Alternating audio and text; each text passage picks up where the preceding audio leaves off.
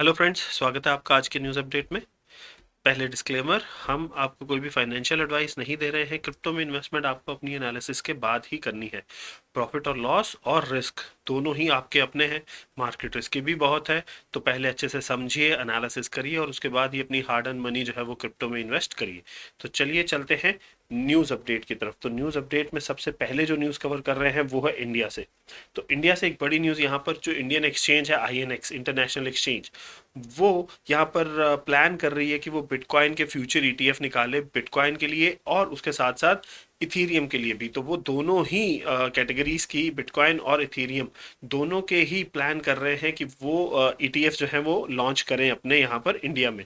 तो अगर ऐसा होता है तो आप ये सोचिए कि इंडिया में जो क्रिप्टो के अभी रूल्स एंड रेगुलेशंस हैं वो अच्छे तरीके से डिफाइंड नहीं है। लेकिन ईटीएफ एक ऐसी चीज़ है कि अगर वो आ जाती है तो दैट मीन्स कि आने वाले टाइम पर बिटकॉइन, या ये कहें कि डिजिटल एसेट्स जो हैं उनके लिए भी एक पॉजिटिव आउटलुक जो है वो रहेगा गवर्नमेंट का।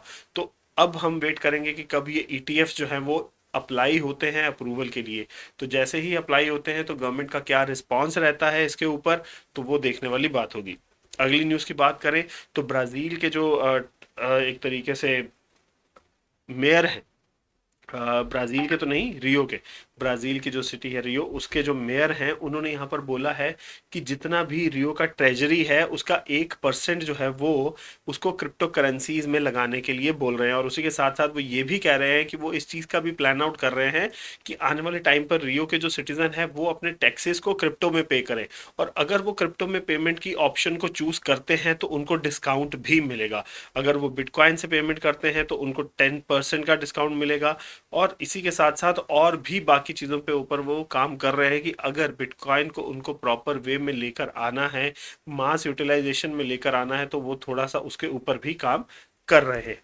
अगली न्यूज़ की बात करें तो जो सैन डिएगो की स्टेट यूनिवर्सिटी है एसडीएसयू, तो उनका एक पहले एक छोटा सा जो पार्ट था, या ये कहे कि एक डिपार्टमेंट था, उसने अक्टूबर 2021 में क्रिप्टो की जो डोनेशन थी वो ली थी। तो अब एसडीएस ने भी यहाँ पर अनाउंस कर दिया है कि वो भी क्रिप्टो की पेमेंट्स के लिए अब रेडी हैं। वेलकम है डिजिटल करेंसीज में अगर उनको डोनेशन मिलती है बिटकॉइन में और इथीरियम में।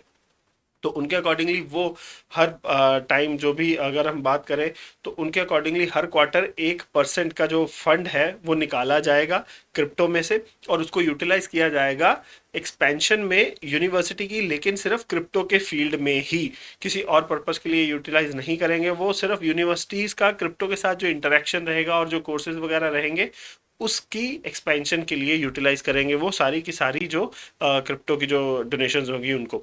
अगली बात करें तो व्हाट द फक जो एक आया था टोकन WTF, तो उसने यहाँ पर अपने नाम के अकॉर्डिंगली एयर ड्रॉप तो करना था, लेकिन उस एयर ड्रॉप में लोगों का नुकसान बहुत ज़्यादा हो गया है। करीब करीब 1,80,000 डॉलर जो थे वो लोगों के चले गए, जो इस ड्रॉप में अपना एयर ड्रॉप लेने वाले थे।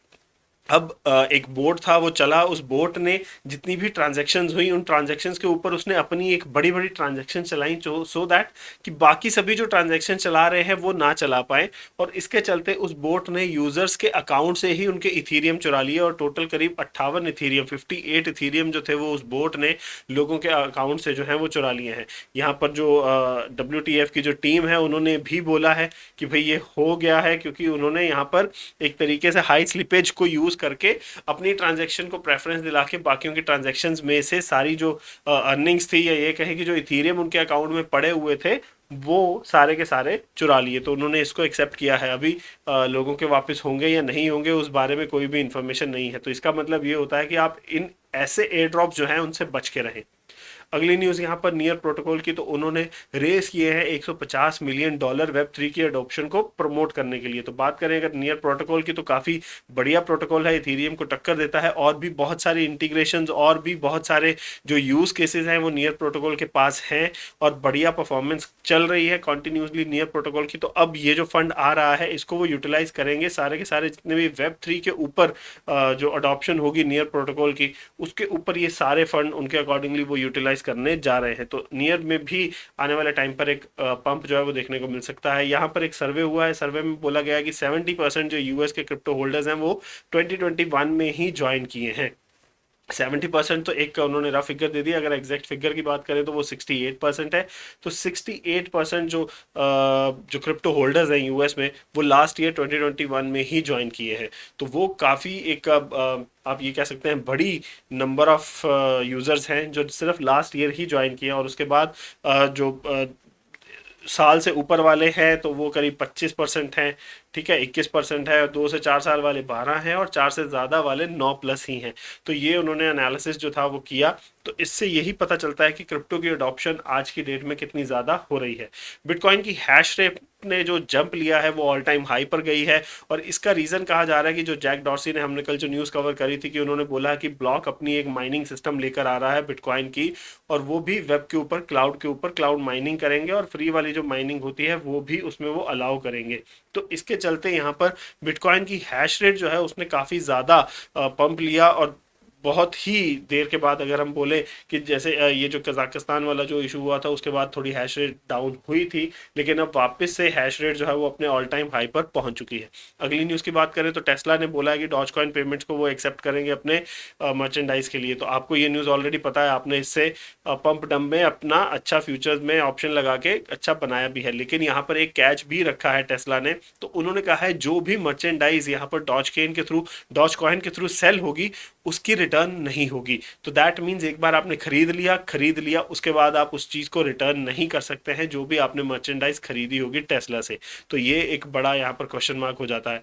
नॉर्थ कोरिया के हैकर्स जो हैं उन्होंने 2021 में करीब $400 मिलियन जो हैं वो इथीरियम के नेटवर्क से ही चुराए हैं। ये एनालिसिस यहाँ पर चेन एनालिसिस ने दिया है। चेन एनालिसिस जो एक फर्म है जिसका पूरी जो एनालिसिस करते हैं वो सारे डेटा की और बाकी जितनी भी चीज़ें होती हैं, उनके पास पूरा अपना एक टीम है जिसके थ्रू वो एनालिसिस करते हैं। और इनके भी बहुत सारे जो आप ये कह सकते हैं जो फंडिंग वाली जो कंपनीज है, वो बहुत बड़ी कंपनियों ने यहाँ पर इनमें फंड लगाए होते हैं कि भाई एनालिसिस करके हमें बताएं कि हम किस में पैसा लगाएं और किस में नहीं लगाएं। अगली न्यूज़ यहाँ पर अयोटा की है। अयोटा को सिलेक्ट कर लिया गया है फेज 2A में ईयू ब्लॉकचेन के इनिशिएटिव में। तो ईयू ब्लॉकचेन जो यूरोपियन यूनियन का ब्लॉकचेन एक तरीके से उन्होंने अपना एक पूरा जो चलाया था, टेस्ट चलाया था, ये आप कहें कि पायलट चलाया था, ये देखने के लिए कि पूरे के पूरे यूरोपियन यूनियन में जो एक ब्लॉकचेन की टेक्नोलॉजी को और जो DLT डिस्ट्रीब्यूटेड अपने लेजर टेक्नोलॉजी है उसको यूज़ करके कैसे आगे बढ़ा जा सकता है। तो इसमें पहले उन्होंने 7 जो कंपनीज थी उनको रखा था, उनमें से एक अयोटा भी थी। अब उनमें से 5 सिलेक्ट हुई हैं, और 5 सिलेक्ट होकर अगला फेज़ जो है 2A वो करेंगे। और इन पाँचों में से अगले फेज़ के लिए सिर्फ 3 ही जो कंपनीज हैं वो सिलेक्ट होंगी। और ये जो उनका प्रोजेक्ट है अभी एट प्रेजेंट जो फेज़ 2 है वो 6 महीने तक चलेगा, और 6 महीने के बाद वो डिसाइड करेंगे कि कौन सी 3 के साथ वो आगे बढ़ेंगे। और अपना फाइनल प्रोटोकॉल का जो एक मतलब एक लेवल पीछे फाइनल प्रोटोकॉल से उसको वो पूरा एक यूरोपियन यूनियन में उसका टेस्ट आउट जो है वो प्लान आउट करेंगे। अगली न्यूज़ यहाँ पर इथीरियम के जो ऑप्शंस डाटा है उससे यही पता चलता है कि जितने भी प्रो ट्रेडर्स हैं वो ये चाहते हैं कि भाई जो इथीरियम है वो 3600 से नीचे ही रहे और 3300 के आसपास ही रहे और उससे ऊपर ना जा सके, क्योंकि अगर वहाँ रहता है तो बियर्स जो है उनको बहुत ज़्यादा बेनिफिट होने वाला है। क्योंकि जितने भी ऑर्डर लगे हैं वो सारे के सारे यहाँ पर लगे हैं जहाँ पर सबसे ज़्यादा बेनिफिट जो है वो बियर्स को मिलता है अगर वैल्यू 3300 से नीचे रहती है। और उससे बड़ी बात यहाँ पर यही कही जा रही है कि जो 3600 वाला आंकड़ा है वो एट प्रेजेंट इथेरियम के लिए बहुत बड़ी रेजिस्टेंस बन चुका है।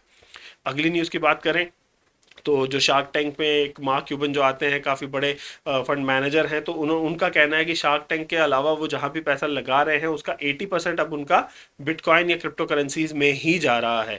तो वो अपना मैक्सिमम 80% जो स्टॉक है अब सारा का सारा क्रिप्टो एसेट्स में लगा रहे हैं। अगली न्यूज़ की बात करें तो मैटिक का जो एक चैनल पैटर्न बन रहा है उससे मैटिक 30% की रैली ले सकता है, और $3 का जो आंकड़ा है मैटिक का वो मैटिक अचीव कर सकता है। अगली न्यूज़ की बात करें तो FTX जो एक्सचेंज है उन्होंने $2 बिलियन का फंड जो है वो यहाँ पर रखा है क्रिप्टो के स्टार्टअप्स के लिए।